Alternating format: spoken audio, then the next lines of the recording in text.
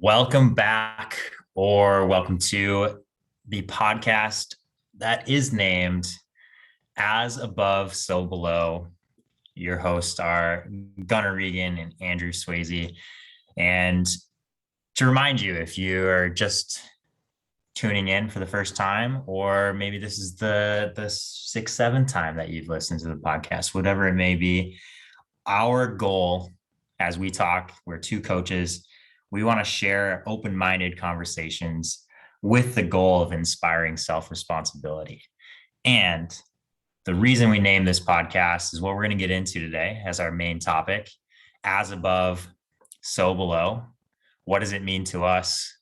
What does it look like for an athlete? What does it look like for a business person? What does it look like for really anybody in the world? And we hope you get something out of this conversation, because this topic means a lot to us as we are naming our podcast officially As Above, So Below podcast. You can catch us on YouTube currently with an Instagram channel that is just being built out. If you have any interest, please check us out. Subscribe to the YouTube channel so you get each episode we put out fresh off the press. So again, my name is Gunnar Regan. I'm going to pass it over to my co-host, Andrew. Andrew, how are you doing today? I'm doing great. Life's going good. Business is going good. Lots of good things to be happy about over here. I'm really excited today to get to chat with you about our podcast name and how we came to decide on it. It was a very serendipitous, spontaneous way we just came to deciding on this podcast. Although the term "as above, so below," prior to deciding to make it our podcast name, we had been exposed to that concept before. Although it's a very general term and there's different ways you can interpret it and apply it in your own life. So I'm curious, Gunnar, I'll throw the question back to you. When you first heard the term "as above, so below," what did it mean to you and how did it resonate with you? Thank you. So I heard this phrase, I want to say about 2 years ago now. And it was a beautiful way to contextualize how I feel day to day. What I do as a coach, what I do as an athlete, what I do as a partner, a friend. I live in a place that's very aware of how my body is feeling and the sensations that are coming up. And I know they all originate in my mind. So when we're thinking about this, whatever my body is sensing, whatever I'm going through and physically notice, comes back to my mind, as well as the opposite direction, whatever my mind is thinking. So if I'm working with someone and they're having a bad day and all of those negative thoughts come rushing in, most likely their body is going to experience exactly the same things that their mind is experiencing. So the negativity goes both ways, and the positivity or the enlightening thoughts go both ways as well. So when I feel something super strong in the gym, I PR a lift. The reason I got there is because my mind allowed me to. And at the same time, my body was prepared, and therefore my mind let my body do the work. So that transition, that correspondence, that's going to be a big key term here of, all right, how do I relate to the world, and how does the world relate to me? And that all goes on in my head, as above, so below. So when I heard that phrase originally, it made perfect sense, and it has come up so frequently for me over the past, let's say, 2 years to make it an even number. So frequently that when we were brainstorming, I want to say that was the only option that we had, or at least the only one I wrote down. I think we were talking about it. And we're like, that would be a cool name for a podcast idea. I'm like, well, let's not jump to the first thing that comes to mind. Let's think about it and take some time. Then we took some time and we're like, oh, we were right the whole time. This is exactly the perfect name one for our podcast. Yeah, and that's funny how you phrase that of let's take some time, and that goes into one of our previous topics of overthinking and delayed gratification. It's like we need to do more work. However, when we trust our intuition, we can do great things, and that plays into this as well. So what does as above, so below mean for you? And when was the first time you came across it, Andrew? I can't recall a specific time when I first came across it for the very first time. Although, in the way that you described as above, so below, that is very much so how I came to understand it, much more in the physical sense, where you're talking physical and mental sense, because you're talking about how your mind and your body are connected together.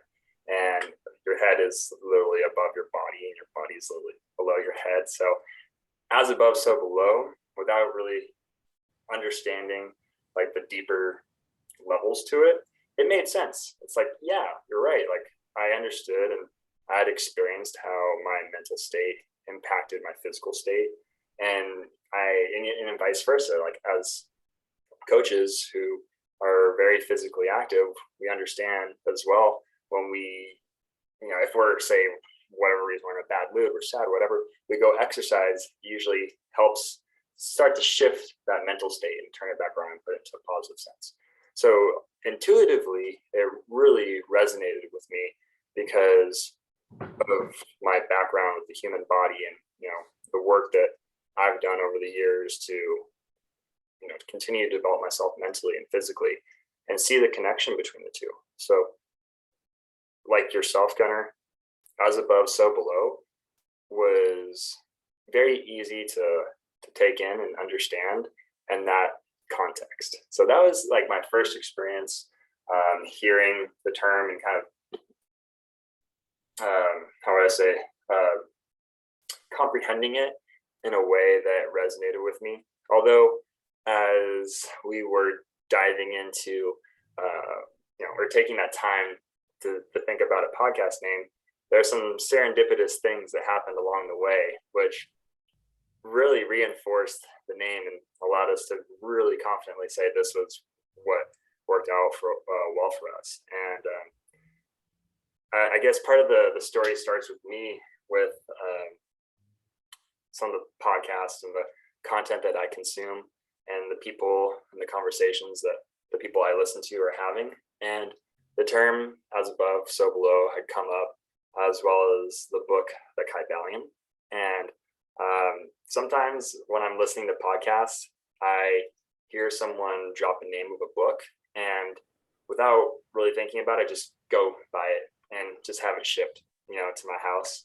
And because I like to read books, physical copies of books, so I just buy it and just get to it and read it. And that was the Kybalion. And within the book, The Kybalion, there are these universal laws, is what they're called, and a lot of them connect and they relate to the topics and the things, our mission and our purpose for having this podcast, inspiring self-responsibility, encouraging people to take that ownership for themselves, as well as, our desire to develop our communication skills as well. So as I was reading this book, I came across the second principle. It's called the principle of correspondence. And the first line under the title of the chapter, as above, so below as above. And I was like, oh, this is like where it came from. Like, this is where it originated. And it was so like instantly I was hooked. And that was like really only like maybe 5 or 6 pages into the book. I knew right away, like this was a book I should be reading right now. And there's some really valuable content in there.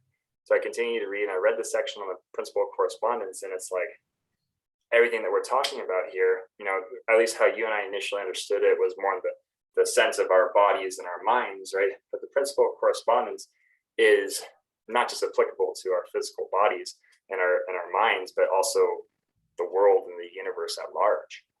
You could say the individual and the country and the country itself, like as above, so below. The individuals, the collective, thoughts and dispositions of the individuals are what make up the country, right?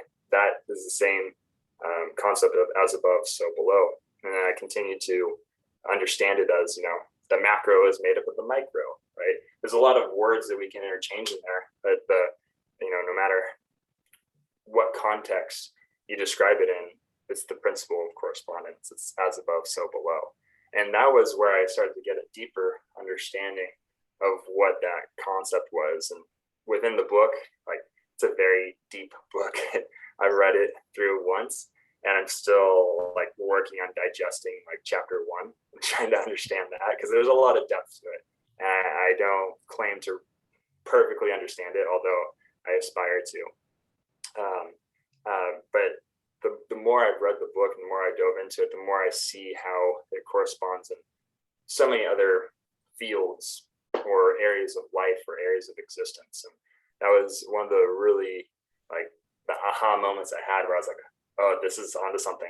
This title for the podcast, it makes sense. And there was this intuition where it's I want to keep exploring this and consider this as a possibility. So that's part of the story, and how we came up with the name, and just kind of the serendipitous way that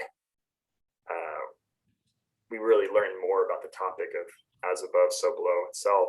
I'm curious, was there anything as far as you've recently just cracked open the book, The Kybalion, yourself too, and based off of what you read about the principle of correspondence, as above, so below, what were your thoughts when you read that section, and how it related to our mission and our purpose in our podcast? I'm going to get to that in a second. Okay. I want to back up for context. So you and I both went through the Strong Coach when it was a 12-week program. And you and I both had a level of connection to Mike Bledsoe, who created the Strong Coach program.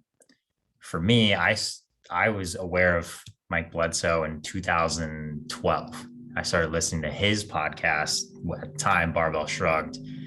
Very, very successful podcast, still going. He's not a part of it anymore. However, the message that I received from him was that he was on this trajectory of life that he was going to serve someone. Full circle here, you and I both listened to his most recent podcast episodes with his own friend, Max, and this is where the book came up, right? Yes. The Kybalion. So that the origination of the Kybalion is Hermetic Principles, which we've already touched on the first one, the second one, and then in other podcast episodes, we're always trying to relate how we as an individual have self-responsibility, or we become aware of self-responsibility, and that elevates us. So in the context of as above, so below, why this means so much to me and where it's coming from is, all right, I had a connection to Mike Bledsoe 9 years ago, and I was a voracious consumer of his podcast. I was literally working a job as an engineering intern, and all I did while I was drawing lines on a computer, feeling so upset about myself, was listening to his podcast. And that gave me so much information that I've used as a coach over the last 9 years. So in that way, what we take in every single day influences how we see the world. So you have a choice there. That is self-responsibility to a T. Okay, you have the choice to either be upset about the world, or you have the choice to literally change through your words how you relate to the world. That's as above in our mind, externally to our perception. And then at the same time, our body can feel so much better when we put the right things in. So if our body is listening to the right things, we're being we're using discernment, huge piece of what we're getting after here. We are discerning correctly what's going to help us be a healthy human, what's going to be a human of service, what's going to be all of these pieces that we would say makes a life fulfilling, right? It all comes back to self-responsibility and knowing that I'm taking something in. Is this making me more like what I want, or is it taking me away from what I want? So in a roundabout way, that answers the question. Where I want to go with this, going back to you, Andrew, is do you have specific thoughts that come up in your day that you can physically feel change your body? Yes, I do. I'm glad you do. Yes. Yeah, I mean, I'm thinking about my mornings, for example. You and I are people who are very religious when it comes to having routines and doing it in the morning and evening as well. And I think about when my alarm goes off in the morning, what's the first thought I have? And that is the catalyst from there and going from there. Share an example. What's the first thought that would go through your head? Let's say Monday morning. Monday morning. Probably the first thought is, what day is it? That's important. Yeah, and then from there, context, right?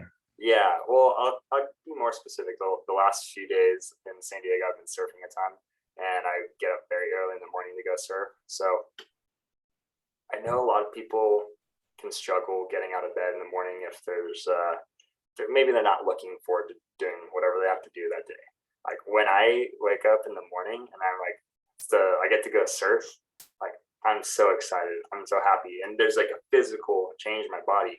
I perk right up. I pop right out of bed. I'm ready. Like I wouldn't say I'm ready to go right out the gate, although I'm excited, I'm motivated. And it manifests in the form of energy in my body to get myself out of bed and get going for the day. So like that excitement that I have in my mind about what I get to do that day is what propels me forward. And I'll admit some days, like it's not always the case. I'd say most days it is, as far as my motivation to get out of bed. And I can see how, like we talked about, how's above, so below, where I'm at mentally when I first wake up in the morning is going to dictate how quickly my body gets out of bed and gets going for the day. And like I mentioned, more days than not is like energy, getting ready to start the day. I mean, it just comes back to having like a level of gratitude as well for where you're at and what you get to do. And because I've taken self-responsibility for myself and I've created the lifestyle that I want to have, it's energizing to wake up every morning and experience what you created. So like that is one example for me as far as like as above, so below, like an experience I've had in my life recently and, have had many times in the past as well. Love it. I'm curious, when you have that morning where you're like, all right, I feel on fire. I'm ready to go. I'm ready to go surf and just shred, right? Where does preparation come into play for you to make that morning happen? Oh man, we did not rehearse this question. I'm really glad you asked me, because one of the stories I wanted to share today was one of the most recent experiences I've had that's in line with taking responsibility for myself and basically what am I doing to prepare for my day. You and I both have morning routines we practice on a regular basis, although my morning routine can vary day to day based off of whether I'm going surfing, I'm involved in some networking groups that I attend in the early mornings, or whether I'm just going straight to the studio to work with clients. And I realized that I have different mornings, and some mornings start at different times than others, yet there's these practices that I am wanting to do prior to whatever it is that I'm doing that morning, whether it's surfing, doing my networking groups or going straight to my business. And each day can vary just slightly as far as what the morning routine is. So what I did was I scripted out 3 different morning routines for myself. So when I wake up in the morning, there isn't a whole lot I have to think about. I just look at it. Okay, I'm going surfing this morning. What did I plan out for myself in my morning routine? Okay, first thing, go drink a glass of water. I mean, that I have pretty well programmed in. Although sometimes I do notice myself maybe accidentally, I wouldn't necessarily say accidentally, but sometimes I grab my phone and I want to look at something on my phone. And then from there, it just leads to me reacting throughout the rest of my morning routine. Whereas when I know it's like, no, the phone's over there, like what's next on the list? What am I going to do next here? It takes that like the thinking out of it. So as far as like what I've done recently, that to prepare and so I can, practice these things is making like explicit morning routines for myself based off whatever day I'm having. So I scripted out 3 different morning routines. I imagine, for most people that might be like really bizarre or unusual, although it's something that really creates structure for my day and really helps me get started off right. And that, when I have that, I move through those exercises or move through the routine and I accomplish that, I can leave my apartment and go out and do whatever it is that I'm going to be doing and know that I've started the day off successfully. That makes perfect sense to me. What I want to emphasize and what you're getting at is what you were thinking in your head that's going to help you put down, which is another way that we correspond and create the reality that we want. And that's a big concept right there, creating the reality that we want. What is real for us is what we think, yet what we think is not always real. So the ability to write down what's going to work for you and then reiterate, go through different versions, having 3 specific morning routines based on what's to come allows you to take that focus away from all of the minute details and put that energy of focus into what you want to be doing. Right. For me, my best days, I have my water set up before I go to bed that I'm going to drink in the morning. And that's usually crushing, 24 to 32 ounces as soon as I wake up. And that starts my engine. Yep. And on top of that, if I am on my routine at night, I'm setting my clothes out that I'm going to go train in, and that's going to save me so much mental energy to get into what I want. So it's another way we can explain as above, so below is what we do before we go to sleep is going to impact what we do when we wake up. Right. And if we think even broader from that concept, if I'm doing the things I want, most likely I'm doing the little things when I have the time for it, like writing down my morning routine, or for you, having 3 morning routines and knowing what it looks like. Yeah. And that's something I work a lot with my clients is we have control. A word that you used 3-4 times in your last point was I get to do this, or I get to go surf. I get to go do these networking things, right? I get to do these things because I'm prepared. That is self-responsibility in a single version that impacts so many things. Yeah. I'm curious where you're going off that. Sorry, what do you mean going off that? If you have any thoughts. Yeah, I notice we talk about like our routines a lot every day, but because they're so impactful, they're so important to us, they make such a big difference. And I noticed that we hit on a lot of these points a lot, but we do it because it's important. And one of the things when we talk about like I get to as well is just it's a process of creation, right? Where you and I are both at in our lives, we've created it, and we've had the foresight and the vision to do that, because we wanted to take responsibility for ourselves and really to create these lives. And yeah, that's all I really had to add to what you said. I mean, I thought what you said was pretty succinct, and I really liked it. As far as like, these are moments in our lives where we have used our mind, we have forethought to prepare so we can be successful. Although, Gunnar, I'm curious because, this mental alchemy that we're talking about, and how you can change your mental state and then affect your physical state. I'm curious, do you have any stories or experiences where you noticed the state of your mind or state of your body was not where you wanted it to be, and then you actively chose to make a decision to change that, and what was the result of it? Do you have any experiences like that you can think of? Like working from, taking a negative to a positive, per se. First, the thing that popped into my head was training and competing in CrossFit. So CrossFit's, depending on what your background is, if you're listening to this on our YouTube channel, subscribe if you are listening. To our YouTube channel. Yeah, subscribe to that YouTube channel. But the first thing that came to mind was, for a long portion of my career, I trained on an island and I was by myself.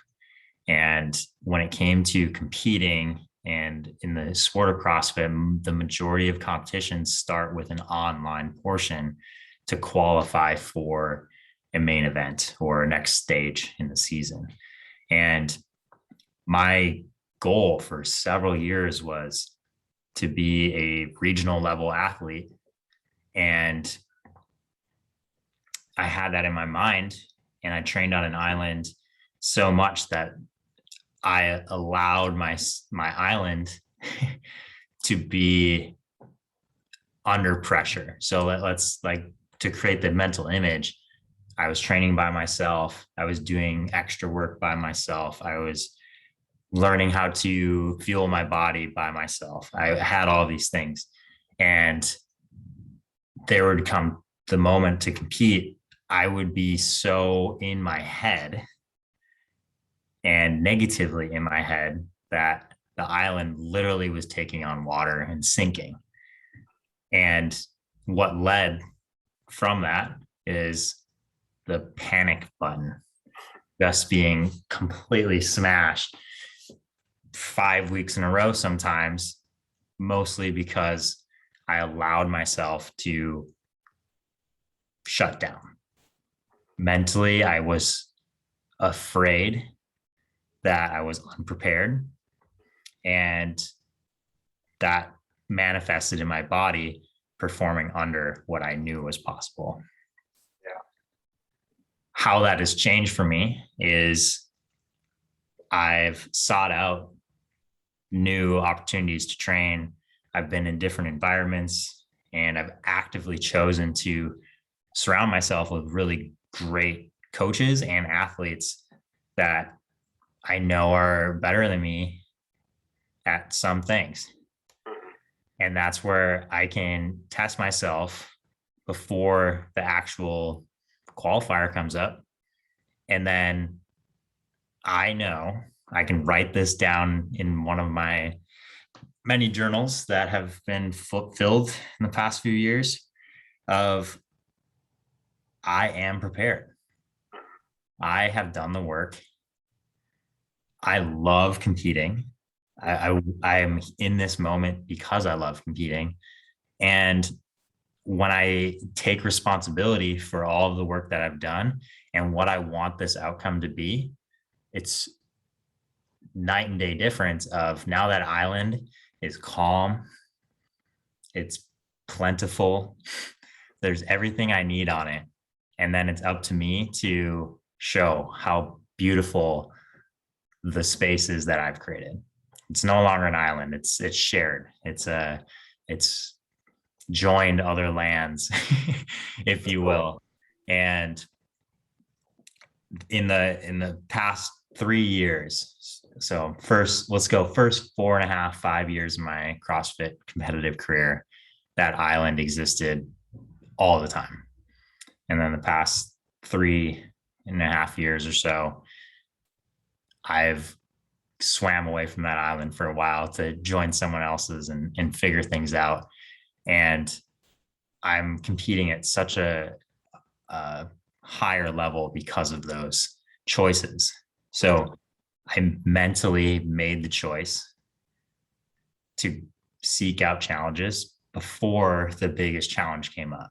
Yeah. And then my body responded way better and is continuing to respond better when I wanted to.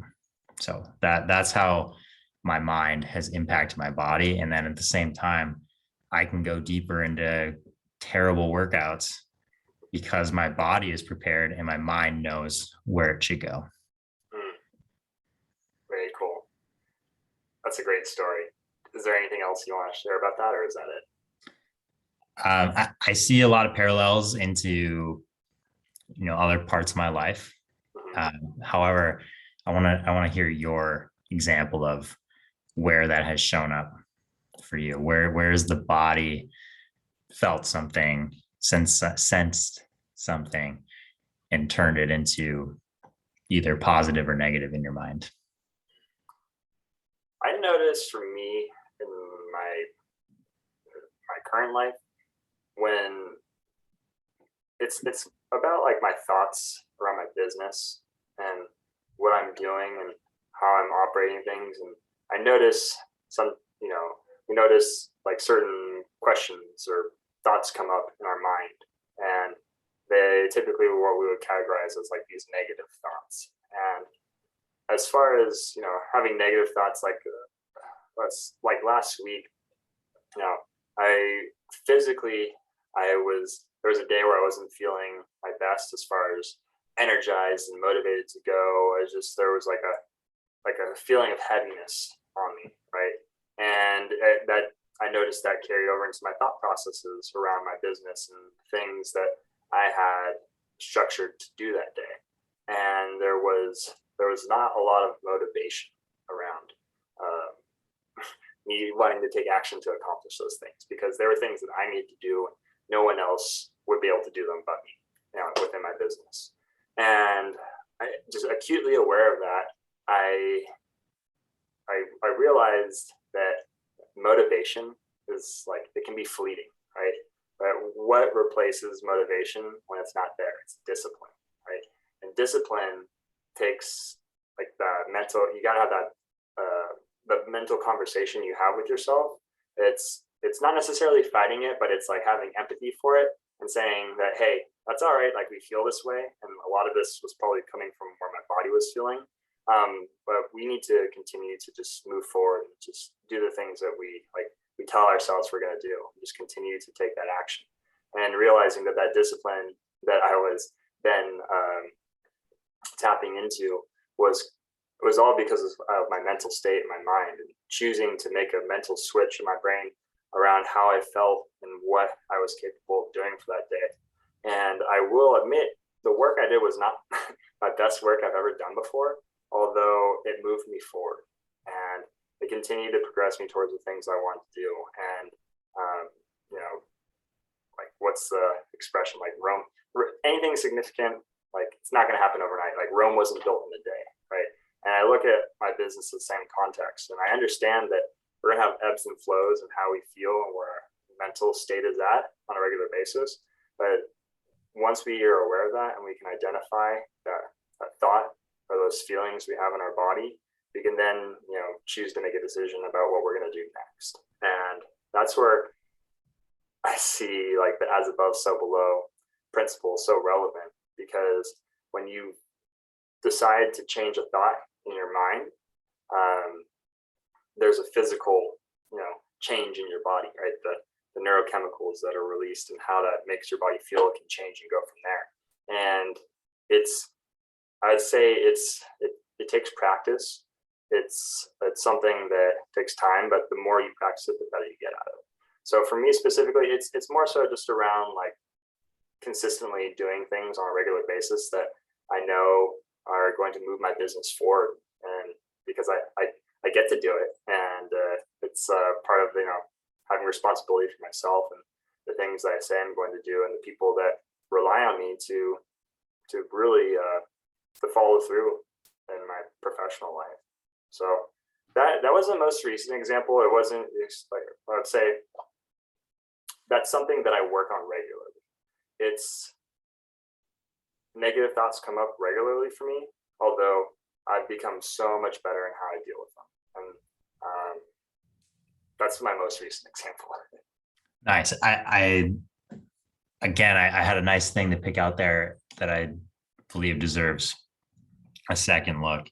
Is you said motivation is fleeting, or motivation can be lacking at any time. And discipline itself is, I just had this thought come to mind. Discipline is the practice of moving forward. And to go back to other conversations we've had on this podcast before we had it named, As Above, So Below podcast, subscribe on YouTube. I'm getting good at that. No free ads though. So the intention there is, when we're able to discern our thoughts and bring awareness to what we're thinking, it's okay if they're accurate to what your body's sensing, what your mind is perceiving. Like that's perfectly okay. We're good with what's happening. Our thoughts are not permanent. And that's something we need to hammer home all the time. And motivation is like, I go on a different YouTube video, which I don't know why you would watch other YouTube videos than ours. You go on YouTube, you're like, motivation, type it in, hit that enter button, and you get Kai Green or other bodybuilders yelling at you, David Goggins telling you you're a piece of shit for 15 minutes, and then it's gone. But the key that I believe they're all getting at, and we're getting at, is the discipline is all about taking our thoughts, becoming aware of them, discerning, is this accurate to what's going on? It's okay to be sad. It's okay to be happy. It's okay to be really motivated at one time. It's okay to be taking time off and resting. Those are all great things. When we're aware of it and we put focus into what we want, it becomes a much easier process to take responsibility for ourselves, because our mind is talking to our body and our body is talking to our mind with a close connection. There's so many things in this world that want to pull us away from our own personal connection, mind and body, that what I hope you're getting out of listening to this is you have the choice to start making that connection wherever you are, wherever you started, wherever you're going. You have the ability to make that connection stronger. Mind and body, body and mind to the outside world. An example of the physical body to the outside world is we are extremely sensitive beings, that we can sense pressure change in the atmosphere. And that can lead to a physical sensation of maybe feeling a little bit tired, a little bit dull, to use those words. And at the same time, our body can sense literally like a degree change, if we're talking Fahrenheit, a degree of temperature difference in the outside world, our environment. And that can also affect how our body reacts, how our mind starts to go either into panic or into relaxation. All of those things are true. However, what I experience is not your truth. Let me say that again. What I experience is not your truth.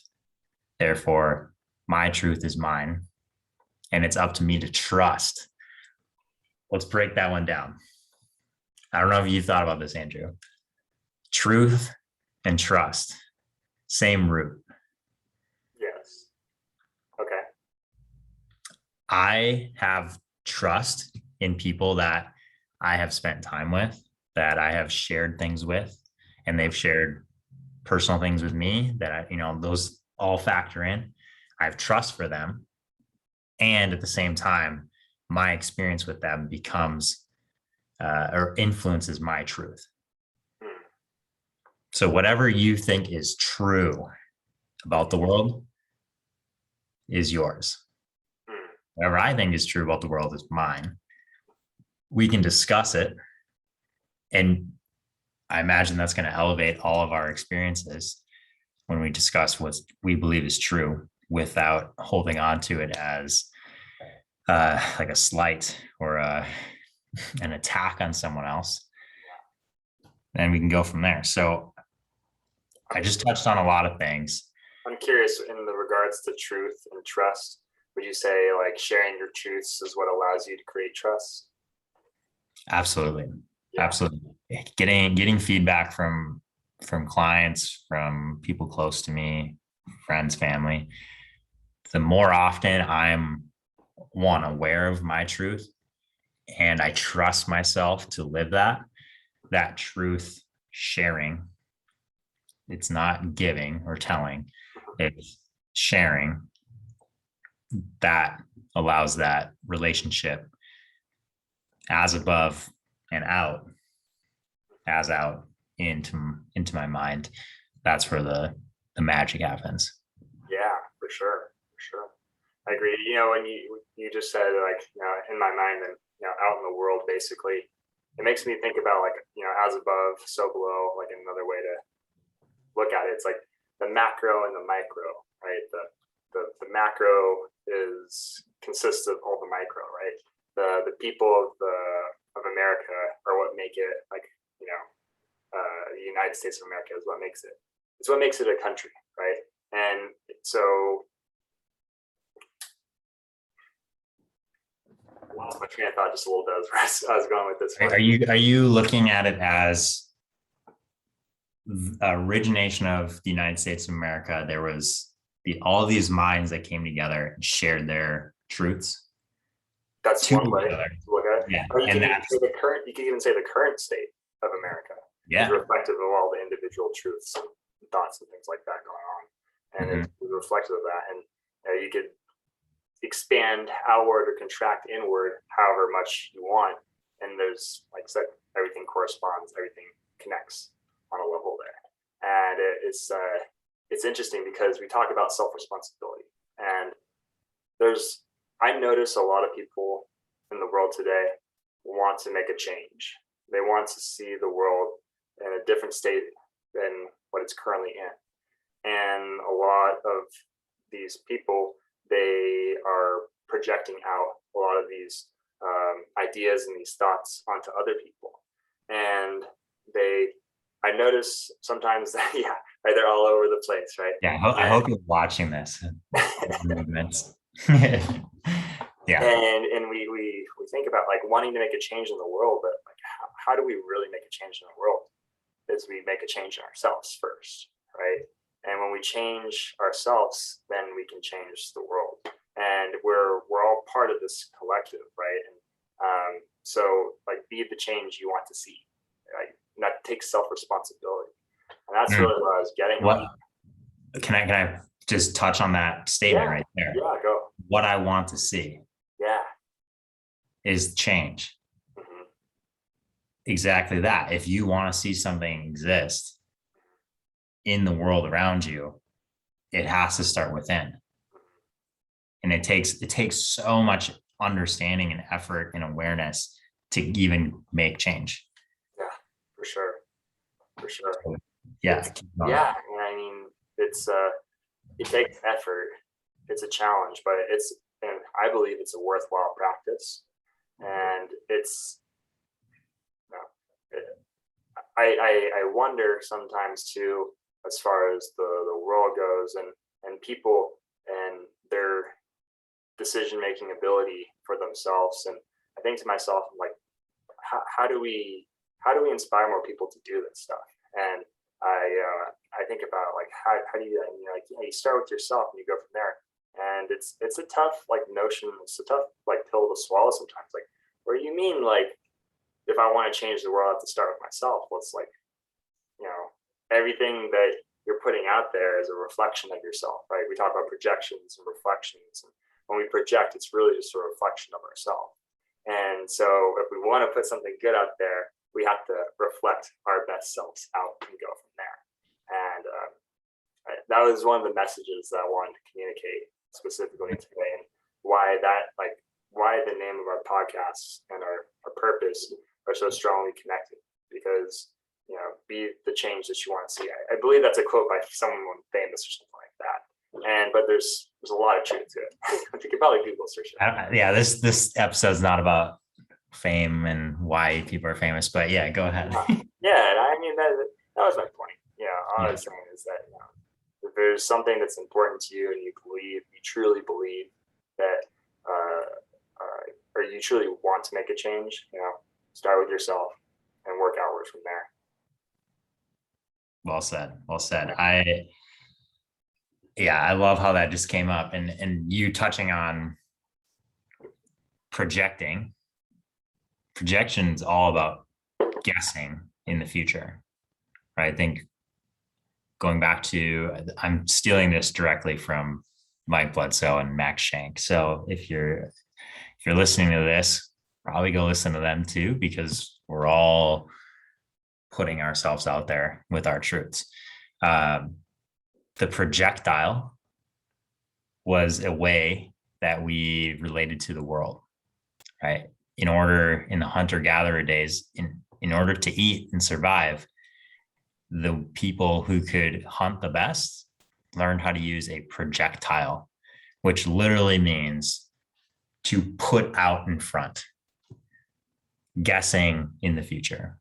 So for me to hit a running deer or something like that with a spear, a projectile, I have to estimate where I'm going to be, and then where's that spear going to end up, and how I relate to that deer, that space. Like, that all comes back to literally interpreting the world around us as our mind perceives. So when we project things out on other people, like I've personally run into this, and I'm learning from it, is I train my body many, many hours a week. And I have done that for my whole life.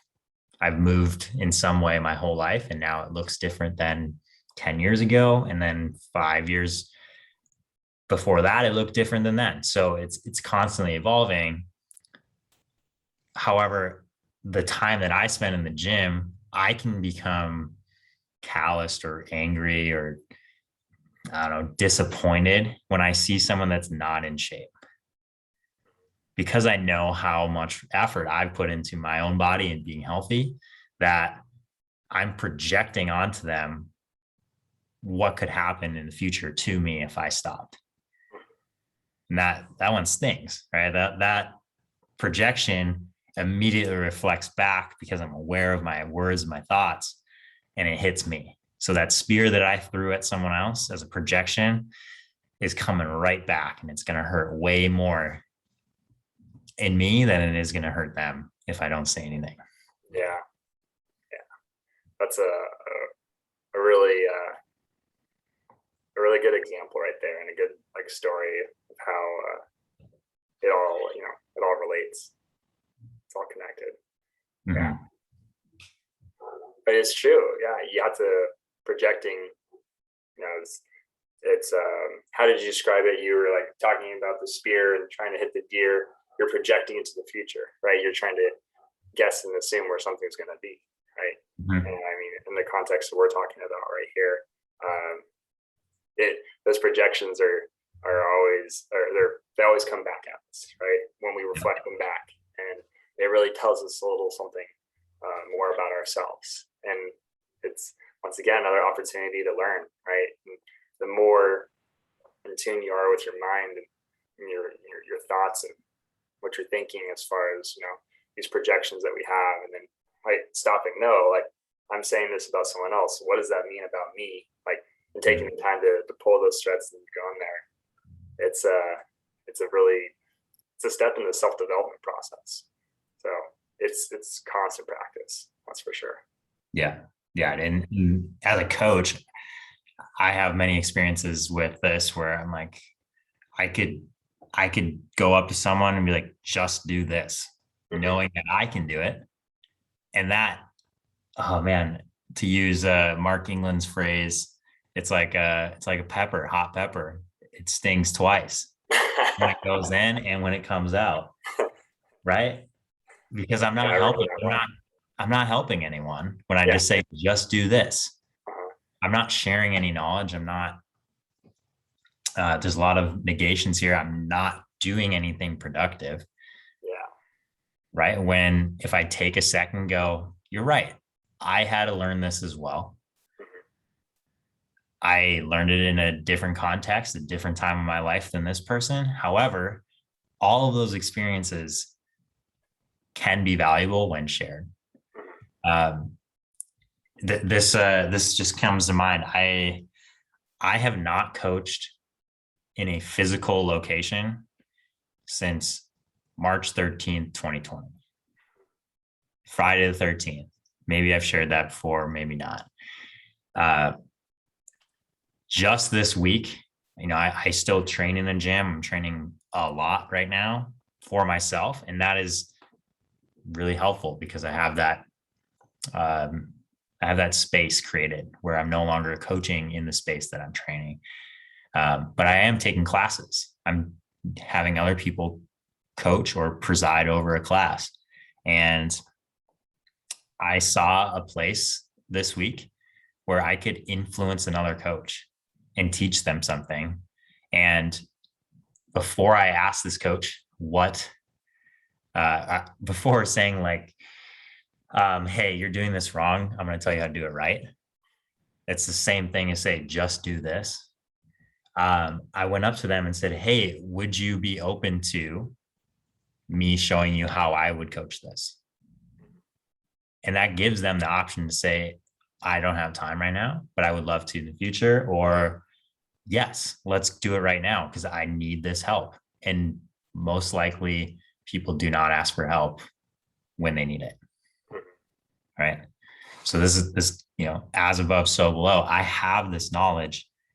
I exhibit it when I move, but it doesn't teach anyone else until I share those moments. So I taught this coach a progression for a kettlebell swing.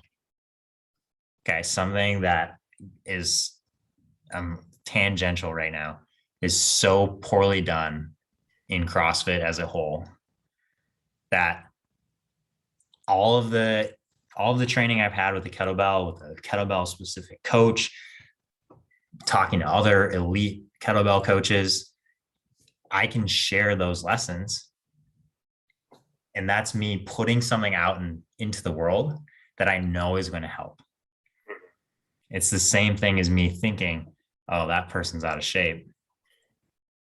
Fuck them. When really I'm saying the same thing to me. But how do we relate to the world? It all comes back to knowing what is going to be helpful and taking that discernment, being responsible with that information and going from there. So I know we're getting pretty far here on time, which is great. I didn't know how long this recording was going to go. I'm curious for you if you have a specific projection that you can recall using in the past that has now been replaced and has changed the way you perceive the world.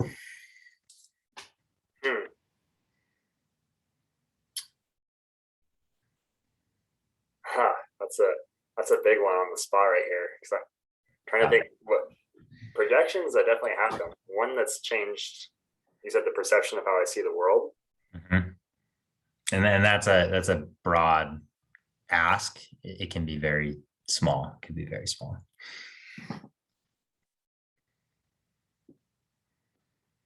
Yeah. I think back to when I was competing in Olympic weightlifting, and as like a preface, I notice in like certain subcultures of lifting, there's a lot of like a self-deprecating type of attitude around people's abilities. I imagine it comes from social media, seeing really, really strong lifters online, and then comparing yourself to them and being like, oh, like I'm so weak, or whatever the story might be. And so I noticed when I was competing in weightlifting, it was easy to fall into that narrative, have that conversation with myself. And I still have it from time to time. I've even referred to it in surfing in the context of that too, although it's something that I'm working on. But specifically in weightlifting, noticing like how much further along or how much more advanced some lifters are than you are, and whatever their experience is to help them get to where they're at that day. Like maybe they've been doing it since they're 13 years old. Maybe who knows what variable and why they're stronger, say a better lifter, a more advanced lifter than you are. And I remember like thoughts that go on in my head, like, oh, like what did this guy do? Like, you want to think like, oh, this guy, like, what kind of supplements, or is he or she like taking something like to become, extremely strong really quickly, whatever the situation might be, and thinking that like, oh, like putting, it's kind of like a projection, I guess, maybe not entirely, but thinking about like how like comparing myself to them, thinking like, oh, they must have done something that I'm not doing, or whether it's taking a supplement or done something different. It's an oversimplification, right? Yeah, and just thinking like, oh, like there must be some like something that they did that to get a leg up on whatever. But in reality, like looking back and reflecting on it, like those thoughts came from like insecurity around myself, and I was projecting outward on these people who were most likely just more experienced. They had more reps. They had done the work to get to where they're at. And I look back on it, and I mean, it's something I look back on now and think, yeah, where it's easy to think like that in this part of my journey that I was at, because I hadn't done it as long as they had. I didn't have the experience, maybe the coaching, the whatever variables there might be, and that ultimately caused them to be where they're at relative to where I'm at. Whereas at that time, I'd say my mental state I wasn't as aware of my mental state and these thoughts and whatnot. But like when I look back on it now and I think about like where my thoughts were at those times, like that was not self-serving. Like thinking like that wasn't going to make me a better lifter. But like looking at these people and instead aspiring to be like them, like understanding that they've put in a lot of work and that they've put a lot of effort and hours to get to where they're at, and have an appreciation for it because they put in the work, instead of looking at someone and thinking negatively about them. You can look at someone who's really successful and like that and be like, wow, like I'm curious, like how long have they been doing this for? Like what kind of work have they been doing? Like what are they doing to get to this level? Because I want to understand, I want to know like how hard they're working, like get a better idea, because maybe there's something I can learn for it. Maybe there's some opportunity there. So, yeah. Put on the spot, Gunnar, with that question. I'd say it wasn't the best example, but it was a good example of like how I choose to outwardly look at people and manifest certain thoughts in my mind. And now how like when I look at people like that now, it's more of an appreciation for them rather than there's like this comparison or like, these negative thoughts that might be associated with that. Mm-hmm. Yeah. And that I imagine is very similar to how I've dealt with different training times where I see other people, you see their highlight reels, right? Mm-hmm. You see the pretty lights, you see the big stage, and yeah, you don't know what they've done unless you put yourself out there, like literally leave your island to see what they're doing. And that curiosity right there, curiosity is a major player. Is, am I being critical or am I being curious? Yeah. Right. So for you as an Olympic weightlifter, Mm-hmm. you were critical Mm-hmm. with that reflection, which is really yourself saying, I'm not as good as that person. So that's the projection. It reflects back as I'm never going to be that good. Right. Mm-hmm. And if anyone is still listening to this, it's as simple as recognizing the words that you are saying in your head and the words that you're saying out loud in different times, and how they are actually reflecting back to you. Right. So as above, as out into the world reflects back what we think, what we see. And I think that's a perfect way to end this conversation. And there's obviously way more we can go into, and we will bring that content fresh when the next episode comes out. However, if you're still listening at this point, please tell your friends, subscribe to our YouTube channel, As Above, So Below podcast. We have an Instagram that is just launching, getting off the ground. The plans there are still in motion. And if you're getting anything out of this, great. You truly don't learn anything, or excuse me, I'm going to rephrase that. You only learn by doing. You can gain knowledge by consuming, but until you put it into action, it is unlearned. So if you really want to take anything away from this podcast, As Above, So Below, our topic for today, our title, our name for this podcast, write it down, practice, put it into action. And that's where you're going to start making gains in self-responsibility. And that's what we want. That's why we're here. So thank you for listening. Andrew, anything you'd want to promote before we sign off? Yeah. Thank you, Gunnar. You can find me at Swasey_fitness on Instagram if you'd like to get in contact with me. Gunnar, how about yourself?